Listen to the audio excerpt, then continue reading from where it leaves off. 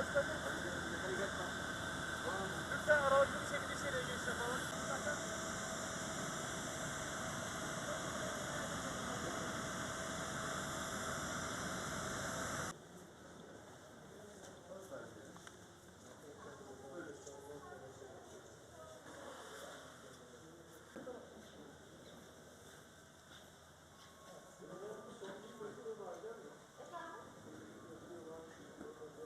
Alabiliriz.